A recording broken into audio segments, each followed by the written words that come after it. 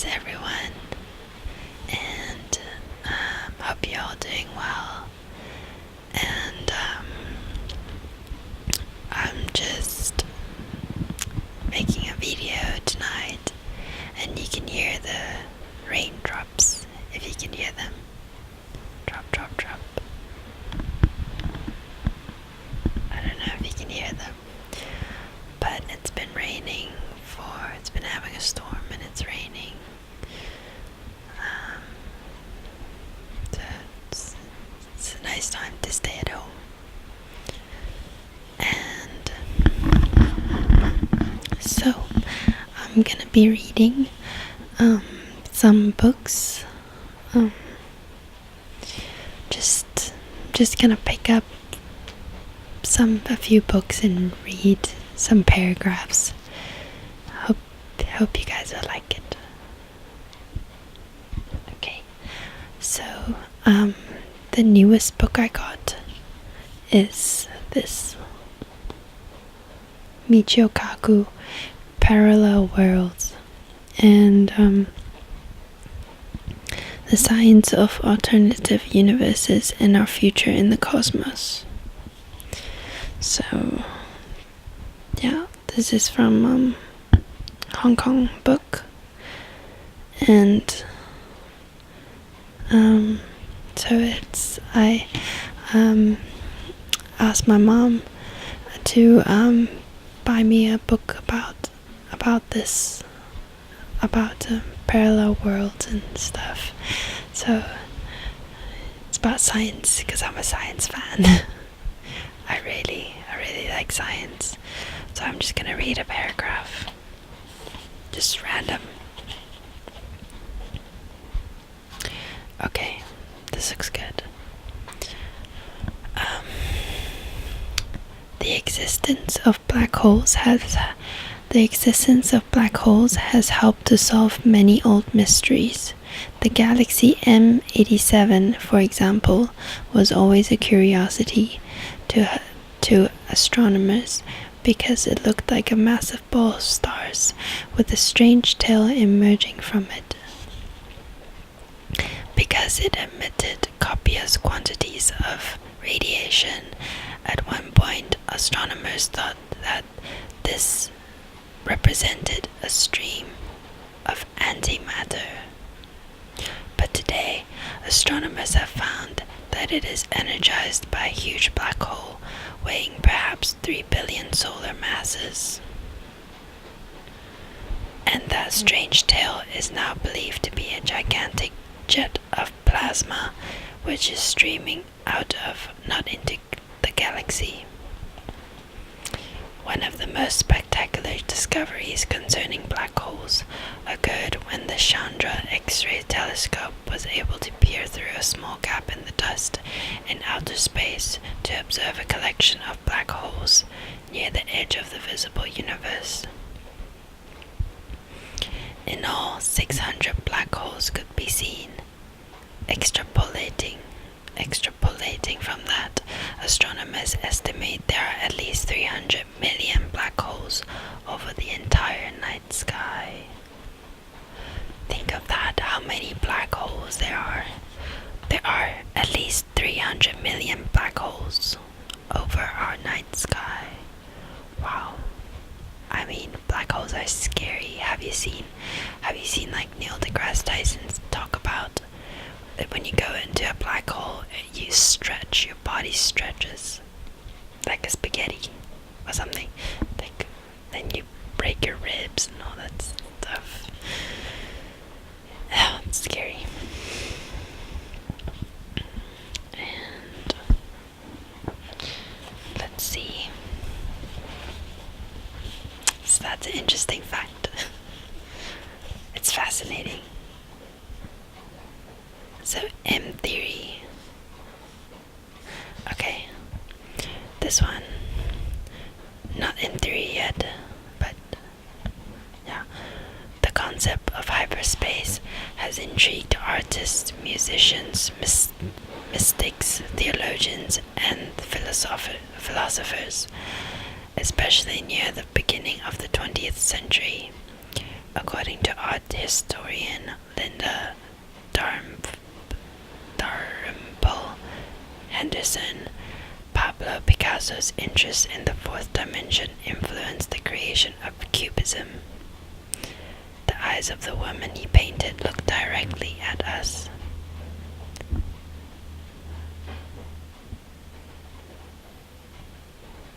Even though their noses faced to the other side, allowing us to view the woman in their entirety. Similarly, a hyper being looking down on us will see us in our entirety, front, back, and sides simultaneously.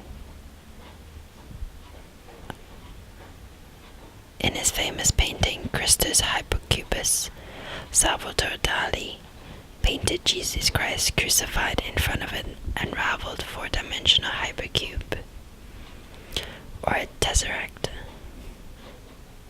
In his painting, The Persistence of Memory, Dali tried to convey the idea of time as the fourth dimension with melted clocks. In Marcel Duchamp's painting, Nude Descending at the Staircase number 2, we see a nude in time-lapse motion walking down the stairs. In another attempt to capture four-dimensional time on a two-dimensional surface. Honestly, I know people very interested in arts and stuff, so they know all these paintings. Of course I know what they're talking about, the painting, I've seen them before, they're so famous. But yeah, that's interesting. They're trying to capture, like that painting, like the time that's melting. That's like, it's like full dimension melting, you know, interesting. Like it's the clock looks like two dimension because it's flat, but now you're bending the clock. I don't know. It's interesting. So I like this book a lot. If you like science, Michio Kaku actually explained things very simply for you to understand, I think. So it's a good book. The next one is, I'm gonna give you guys a puzzle to solve. Oops. Give you guys a puzzle to solve.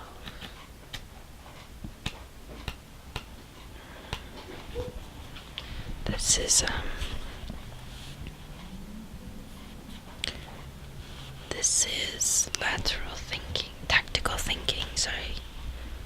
So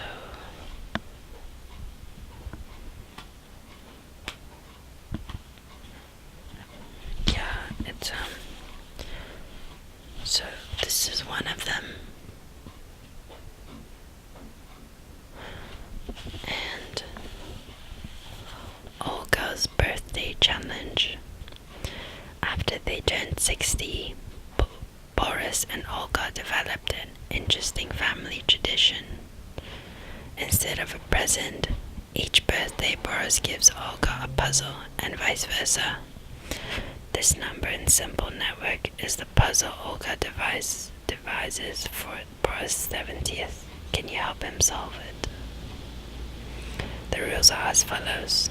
Every square in the grid must contain one number and one shape. Each horizontal row and vertical column should contain different shapes and different numbers. No combination of number and shape may be repeated anywhere in the puzzle. Can you hear me?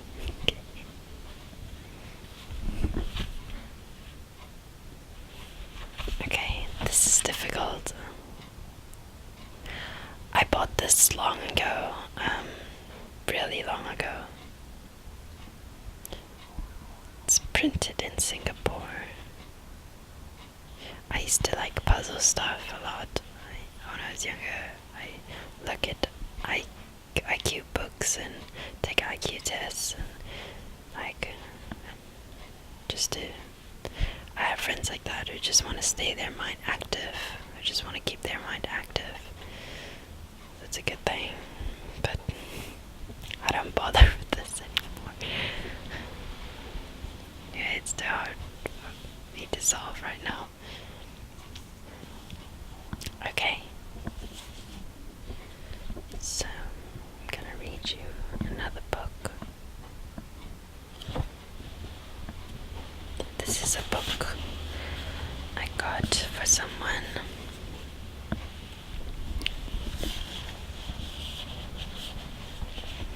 So,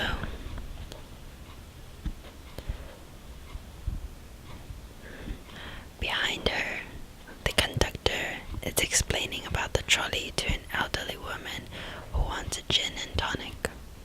Sky thinks the conductor should offer to get the old woman a gin and tonic, but he doesn't. Sky should offer to get her a gin and tonic, but she doesn't either. It would make everything too complicated, and it complicated enough already. The buffet car is heavy. There is a very long queue that is taking up most of the carriage. But there are also, at the far end, a group of foreign students sitting on the floor with grubby rucksacks and unbrushed hair. These are the kind of people who would recognize Sky Turner.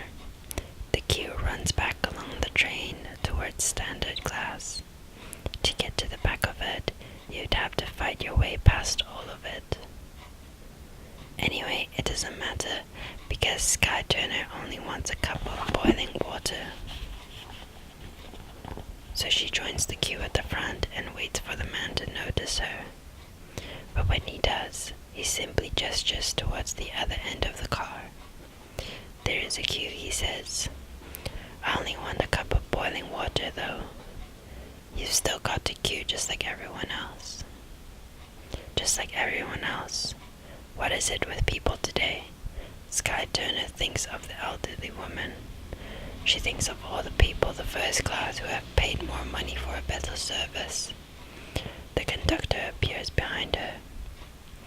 The system's stupid, she says to him.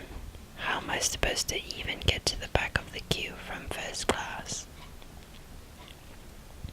I've already told you I've got to queue up like everyone else. But this just makes it worse if you're in first class. You basically have to push and shove all the way from here to the end of the queue. That's not, he chuckles, all the way. You don't know you're born. Excuse me. There are no privileges on this train. You can either queue with everyone else or not. It's up to you. Everybody else is queuing without complaining.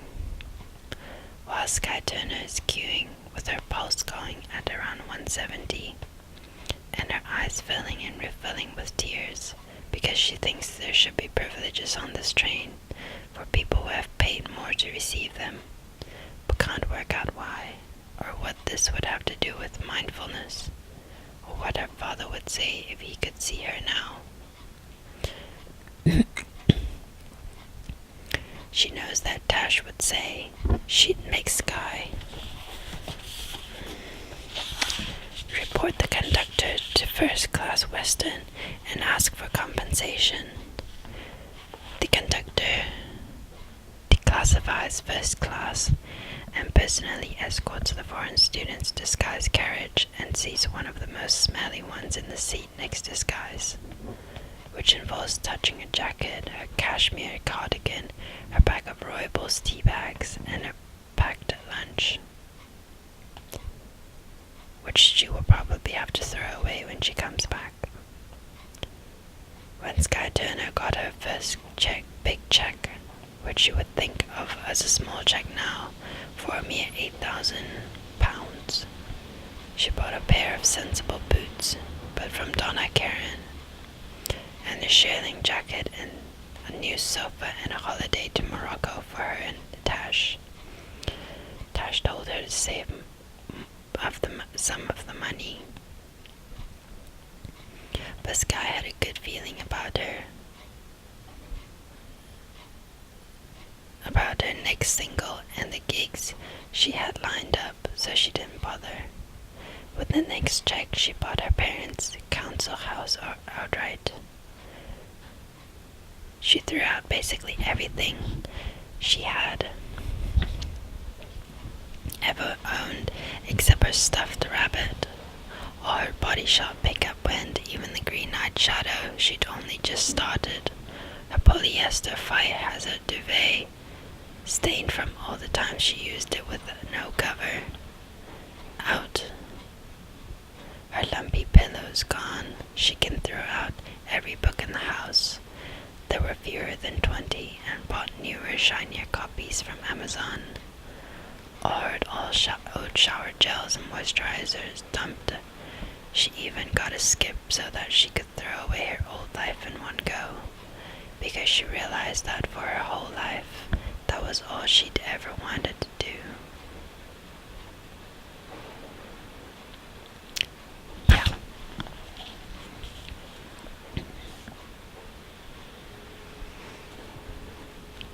That's nice.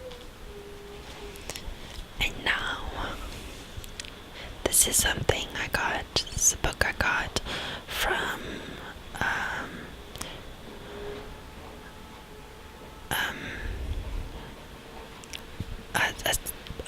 just like a shop at the mall. It's just like a secondhand shop at the mall. So I'm just gonna flip one page and see where I end up.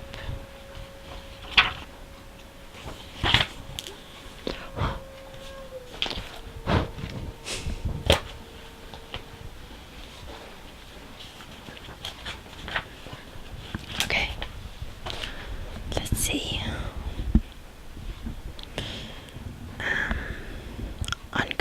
On closer inspection, however, some of the luster appears thin and chipped. The attribution to him of several of his putative central achievements is questionable. He did not believe that the business of logic centers on the semantic analysis of sentences, and he lacked the notion of truth conditions familiar from the Tracticus. Hence he was at to remove from the idea that the concept of sense grows out of the conception of sentence meaning as truth conditions. Similarly, he never formulated truthable definitions of his primitive logical constants. These symbols have tabular explanations in Burris-Drift, though they cannot coherently be constructed as names of truth functions, while the demand for completeness of definitions in the basic laws excludes the legitimacy of truthable explanations and undermines any rationale for distinguishing the logical primitives from any other first-level concept words. Whatever resists the solvent of this textual scrutiny suffers from further defects. First, important ingredients of his thinking are seriously mistaken. He built his logical system on the presupposition that any cognate inference must have true premises, and the very idea of function, argument, analysis, in his view, presupposes that sentences are proper names of objects, originally of judgeable contents, later of truth values. Second, major arguments are incredibly weak and occasionally altogether wanting.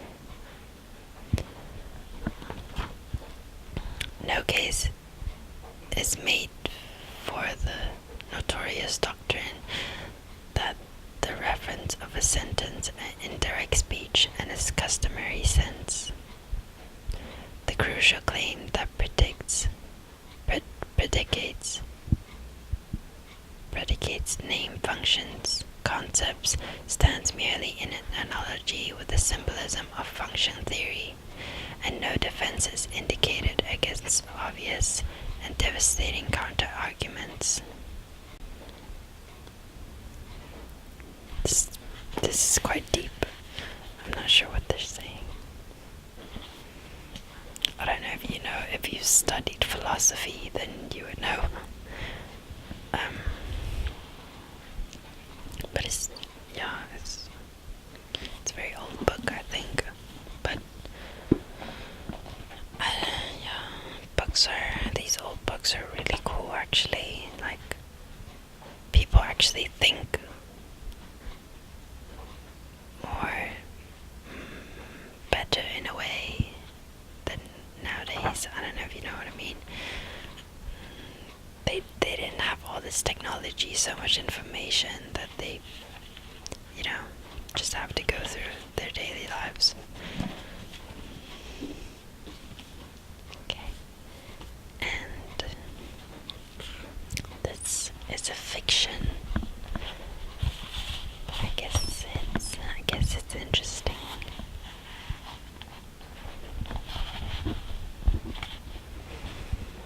So here it is. He's just denting her dignity a little, said Morpeth. I doubt Callan will be satisfied. Keep watching.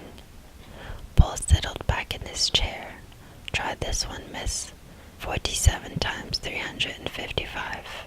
That's not too hard. I'm not sure, she said, still facing the board.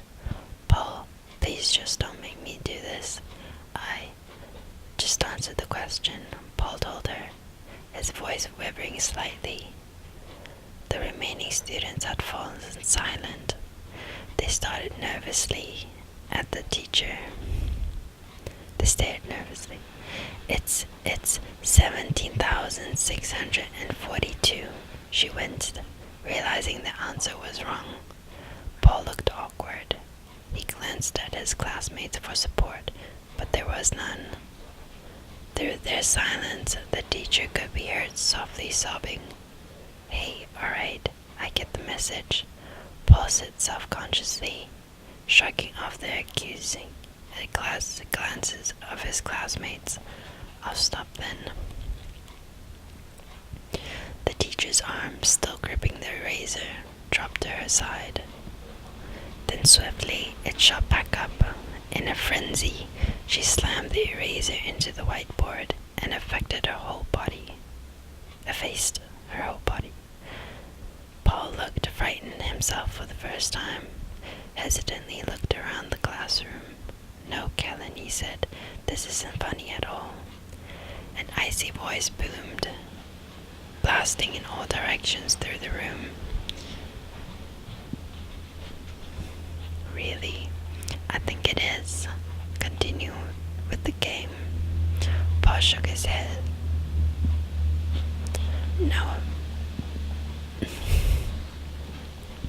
No, I've had enough, Callan. Really, I had enough, laughed the voice. The glasses, shoes, and other objects on the desk were thrown at the walls. You think this is enough? Suddenly, a thick, yellow snake curled about the teacher's waist. She tried to squirm away, but her body was not under her own control. What are you waiting for? Eric fumed. And Rachel also glanced uncertainly at Morpeth. Don't lose your nerve, Morpeth said. This is only meant to frighten.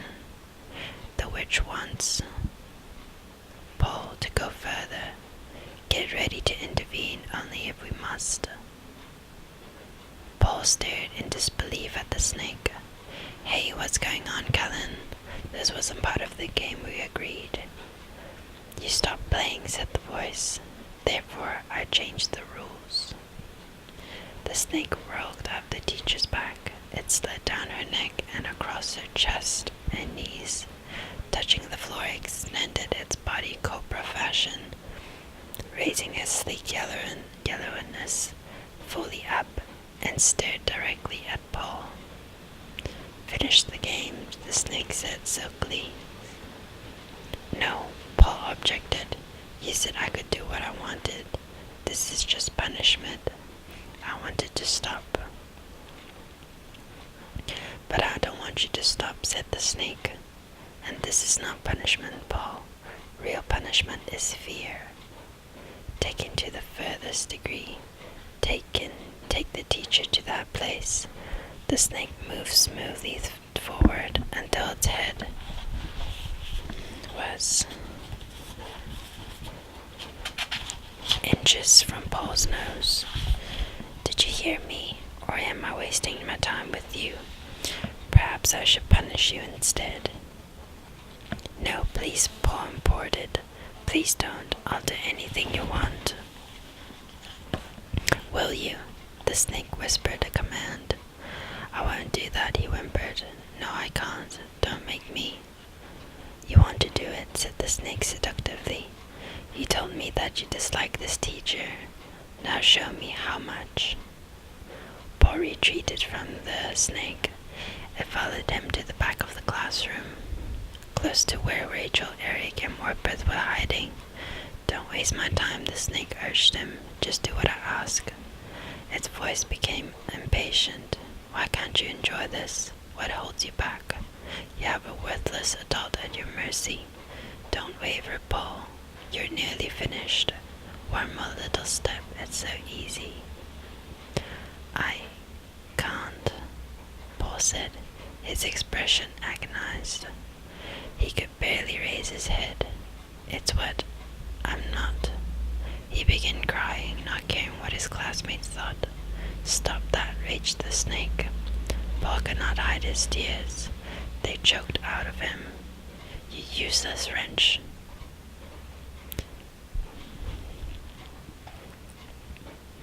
Yeah. I think this is a good book. It's the first book in the trilogy, The Doom Spell.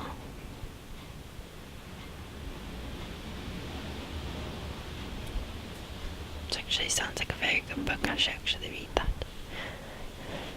So, I hope you guys enjoyed that.